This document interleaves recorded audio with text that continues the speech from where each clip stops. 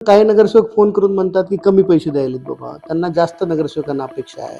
म्हणून अशानं लोकशाही कशी जिवंत राहणार? राज्यात सत्ता आहे, केंद्रात सत्ता आहे, तरी त्यांना आपले मतदारावर विश्वास नसेल आणि ते आपले मतदार बाहेर कुठेतरी म्हणजे त्याला पोलीस घेत असतील, त्यांना पैशाचं आमिष दाखवून त्यांना किडनॅप करत असतील, तर ही काय लोकशाहीची म्हणजे मातीत घालणारी लोकशाही आहे. त्यांना ओलीस धरल्या जाते, त्यांना पैशाचं आमिष दिलं जाते, सहलीला पाठवतोय, सहलीला नेणे, कोणाला ओलीस धरणे, कोणाला पैशाचं आमिष देणे, हा सुद्धा आचारसंहितेचा भंग आहे. आणि आमचा असा आरोप आहे, हे नगरसेवक गेले कुठे शोध घेतला पाहिजे. महाराष्ट्रात सध्या विधान परिषद निवडणुकांची रणधुमाळी सुरू आहे. आपल्यासोबत नांदेड विधान परिषदेचे वंचित बहुजन आघाडीचे उमेदवार इंजिनियर प्रशांत इंगोले हे आपल्यासोबत आहेत. काय सांगणार नांदेड विधान परिषद निवडणुकांचं जे वातावरण आहे त्यामध्ये या निवडणुकांमध्ये पैशांचा सर्रास वापर केला जातो असे आरोप प्रत्यारोप होताना पाहायला मिळतात. आपलं काय मत आहे? माझं असं मत आहे की पैशाचा तो वापर होतोयच, पण काही नगरसेवक फोन करून म्हणतात की कमी पैसे द्यायलेत बाबा, त्यांना जास्त नगरसेवकांना अपेक्षा आहे. म्हणून अशानं लोकशाही कशी जिवंत राहणार? आम्हाला विचारलं बाबा तुमचं काय? आमच्या तर अस्तित्वाची लढाई, आमचा संघर्षाची लढाई आमची. आम्हाला लोकशाहीचं अस्तित्व टिकवण्यासाठी ही निवडणूक आम्ही लढवत आहोत. आमचा काही मुद्दाच नाही म्हणलं, आम्ही काही पैसे देऊ शकत नाही तुम्हाला. कारण आज बघितलं तर नांदेड शहरामधले महानगरपालिकेत आपण जाऊन बघा, सर्व महापालिका खाली झालेली आहे. सगळे नगरसेवक मागील 4 दिवसापासून गायब गोव्याला आहेत, कुठं गुवाहाटीला आहेत, कुठं तिरुपतीला आहेत, कोणी अमुक ठिकाणीच आहे, तमुक ठिकाणीच आहे, कोणी कोकणात आहे. तर ही म्हणजे लोकशाहीची हार वाटते मला, की त्यांना एवढी काय भीती आहे की प्रस्थापितांना, की त्यांची महानगरपालिकेत सत्ता आहे, बऱ्याच नगरपरिषदेमध्ये त्यांची सत्ता आहे, दुसरं त्यांची राज्यात सत्ता आहे, केंद्रात सत्ता आहे, तरी त्यांना म्हणजे एवढ्या बलशाली एवढ्या मोठ्या माणसांना सुद्धा जर आपले मतदारावर विश्वास नसेल आणि ते आपले मतदार बाहेर कुठेतरी म्हणजे त्याला पोलीस घेत असतील, त्यांना पैशाचं आमिष दाखवून त्यांना किडनॅप करत असतील, तर ही काय लोकशाहीची म्हणजे मातीत घालणारी लोकशाही आहे असं मला वाटतं. म्हणजे नगरसेवक आहेत त्यांची पळवापळी होत असल्याचं बोललं जातंय. म्हणजे हे याच्यामध्ये सत्यता आहे नक्कीच? सत्यता आहे. त्यांना ओलीस धरल्या जाते, त्यांना पैशाचं आमिष दिलं जाते आणि सहलीला पाठवतोय. मागचं तुम्ही निवडणूक म्हणजे आचारसंहितेचा भंग होतोय. कारण कुठं सहलीला नेणे, कोणाला ओलीस धरणे, कोणाला पैशाचं आमिष देणे, हा सुद्धा आचारसंहितेचा भंग आहे. पण आमच्या इथं आम्ही ऑब्झर्वरला आज भेटलो. आमच्या डॉक्टर माधवी मॅडमला भेटलो आम्ही. त्यांच्याशी चर्चा केली की आपण हे आमचे मतदार जे सुजाण मतदार आहेत, आमचे सन्मान्य नगरसेवक, हे त्यांच्या आम्ही प्रचाराला जेव्हा जातो ते घरी सापडत नाहीत, महानगरपालिकेत येत नाहीत, नगर परिषदमध्ये नाहीत, त्यांनी ते गेले कुठं? कारण घरी विचारलं गेलं तर त्यांना सुद्धा माहीत नाही म्हणतात, कुठे बाहेर गेलेत. आउट ऑफ कव्हरेज आहेत ते, त्यांचा मोबाईल लागत नाही. बरेचसे लोक आम्हाला संपर्क सुद्धा करतात की आम्ही गोव्यामध्ये आहोत, पण इथं पण आम्हाला बोर व्हायलंय. असे सुद्धा आम्हाला संवाद होत आहेत. आपण ओलीस ठेवण्याचा प्रकार बोलताय, ओलीस कुणी ठेवलेलं आहे? आता हे प्रस्थापित उमेदवारांनी ज्यांनी त्यांना कुणाला सहलीवर नेलंय, त्यांना किडनॅप केलंय, त्यांना कुठं काय ठेवलंय, हे तेच सांगू शकतात आल्यावरती. प्रस्थापित उमेदवार म्हणजे कोणत्या पक्षाचा प्रस्थापित उमेदवार? इथं बीजेपीचे आहेत, उबाटाचे प्रस्थापित पक्ष आहेत नाही, या प्रस्थापित पक्षच त्यांना घेऊन जाऊ शकतो. आणि आमचा असा आरोप आहे की हे नगरसेवक गेले कुठे शोध घेतला पाहिजे. कमीत कमी ऑब्झर्वरने तरी यांचा शोध घेतला पाहिजे की नगरसेवक गेलेत कुठं. सन्मान्य 452 मतदार आहेत, त्यापैकी बरेचसे गायब आहेत. आज जर तुम्ही महानगरपालिकेत आज जाऊन चक्कर मारा, काल तर आम्ही होतो, 2 दिवसाला आम्ही बघतो की महानगरपालिकेत एक नगरसेवक आम्हाला मिळत नाही. म्हणजे तुमचं असं म्हणणं आहे का की अशोक चव्हाणांनी हे नगरसेवक आहेत ते पळवले आहेत? प्रस्थापित पक्ष दोन्ही पण आहेत ना, उबाटाचा पण आहे आणि बीजेपीचा पण आहे. कोणीही पळवू शकतील त्यांना. त्याचा शोध घेण्यासाठी तर आम्ही ऑब्झर्वरला भेटलो, आम्ही जिल्हाधिकारी महोदयाला भेटलो, आम्ही सन्माननीय पोलीस अधीक्षक साहेबांना सुद्धा विनंती केलेली आहे. ऑब्झर्वर मॅडमला सांगितलं की त्यांना फोन करा, त्यांनी आम्हाला तिथं पाठवलं. आम्ही सर्व जे नगरसेवकाचे मोबाईल नंबर्स सगळं त्यांना दिलेत. त्यांचं म्हणजे ठिकाण कुठं आहे, त्याचं लोकेशन आपण सापडावं आणि त्यांना सुखरूप आहेत की नाही एवढं बघावं. आपण तुम्ही सांगितलं पोलीस अधीक्षकांना तुम्ही भेटलेत, पोलिसात अशी तक्रार दिली आहे का नगरसेवक हरवलेत किंवा ओलीस ठेवण्यात आले अशी तक्रार दिली तुम्ही? हे बघा, आम्ही तक्रार देऊ शकत नाही. हे तक्रार देण्याचं काम कोणतं आहे? त्यांच्या घरच्यांचं आहे, मायबापाचं आहे, बायकोचं आहे, लेकराचं आहे. ते तक्रार देऊ शकतात. आम्ही फक्त म्हणतो की आम्ही उमेदवार आहे, मी या MLCचा विधान परिषदेचा, आम्ही जो प्रचाराला जातो मला ते भेटत नाहीत. घरी नाहीत, महानगरपालिका कुठंच नाहीत, गायब झालेत. कुठं गायब झालेत त्याचा शोध घेतला पाहिजे, म्हणून आम्ही ऑब्झर्व्हरला पत्र दिले. तुम्ही दुसरीकडे म्हणताय की नगरसेवकाची अशी खंत आहे की कमी पैसे मिळत आहेत. किती पैशांची ऑफर दिली झाली? आता मागे आम्हाला काही नगरसेवक म्हणते की आम्हाला 2च लाख रुपये देऊन घेऊन चाललेत. काही जण म्हटले आम्हाला गोव्याला पाठवले पण 25,000 दिले. आता कोण 25 देते आणि कोण 2 लाख देणार आहे हे शोधण्याचं काम आहे.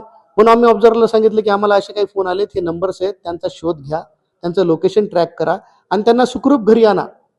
ही आम्ही विनंती प्रशासनाला केलेली आहे. ही बोली नेमकी जी आहे नगरसेवकांच्या मतांची जी बोली आहे, ही बोली नेमकी कुणा लावली? तुम्हाला काय शंका आहे?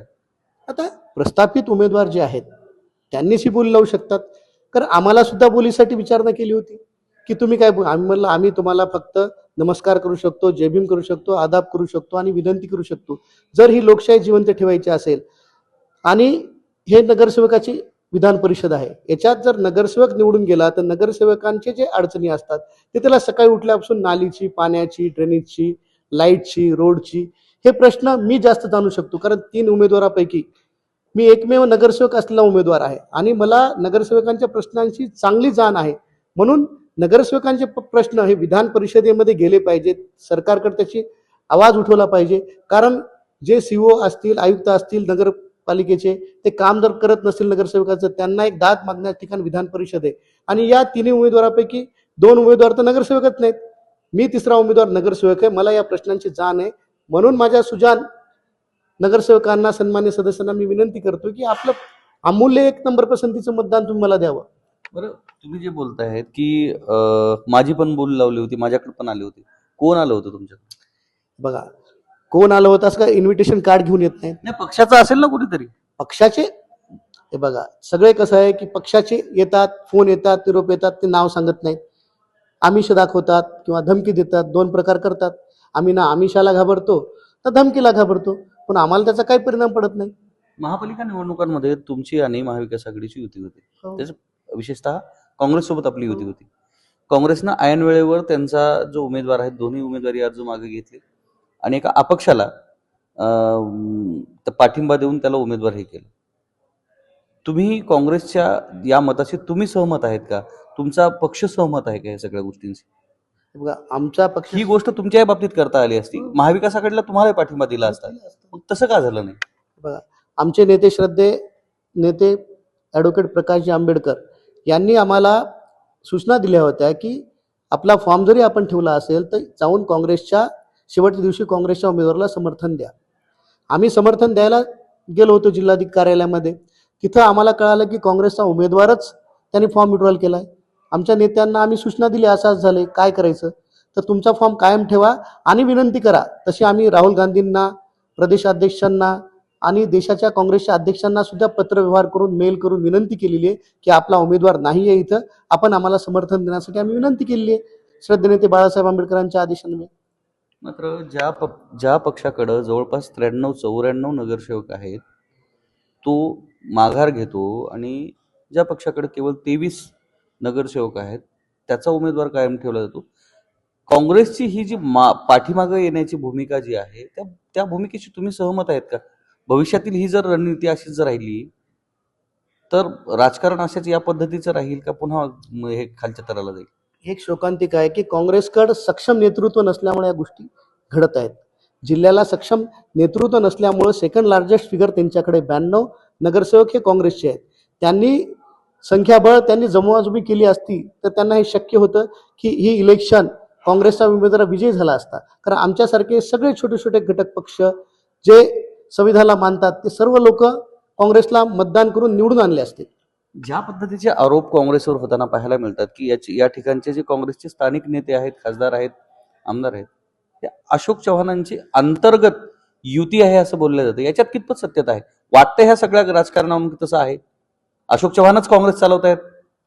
तुम्हाला जसं वाटतंय मीडियाला तसं आम्हाला सुद्धा वाटलं. आम्हाला काही विश्वास नव्हता असं काय होतं, पण जेव्हा ऐन वेळीला आम्ही त्यांचं महानगरपालिकेमध्ये आमचे लोकन्याय विकास आघाडीमध्ये काँग्रेससोबत आमची युती आहे, असा जर त्यांना विड्रॉलच करायचा असता तर त्यांना माहित होतं माझा फॉर्म आहे. ते आमच्याशी थोडंफार त्यांनी चर्चा केली नसल्यामुळं आम्हाला सुद्धा डाऊट आहे की काय चाललंय नांदेडच्या काँग्रेसचं. आम्हाला सुद्धा त्याचं शंका आहे. सूत्र शेवटी शिवाजीनगरमधून हलताय असं म्हणायचं का तुम्हाला? सूत्र शिवाजीनगरमधून घालतायत की मुंबईतून हलतात की नागपूरहून हलतात याच्यावर मला भाष्य करता नाही. पण आम्हाला सुद्धा शंका आहे, आम्ही संभ्रमात आहोत की काँग्रेसनं असं का केलं. अशोक चव्हाणांनी हे जे नगरसेवकांची पळवापळवी आहे त्या संदर्भात सांगितलंय की नगरसेवक हे सुट्टीवर गेलेले आहेत, सुट्टी एन्जॉय करत आहेत असं सांगितलंय. नगरसेवक एवढ्या बल्कमध्ये म्हणजे 200-250 नगरसेवक एकदाच सुट्टीवर जातात आणि हे त्यांना जाणीव आहे. अशोक चव्हाणांना जाणीव आहे. त्यांनी नेते आहेत त्यांना सांगूनच गेले असतील, कारण सुट्टीवर गेलेत आणि त्यांना माहिती आहे की उन्हाळी सुट्टीत गेलेत. हे सगळं प्री प्लॅनिंग आहे. अशोक चव्हाणांना सांगूनच गेले ते. सांगूनच गेलं म्हणून तर त्यांनी सांगितलं सुट्टीवर गेलेत. त्यांना काय माहित की उन्हाळ्यात सुट्टीत गेलेत, कुठे गेलेत.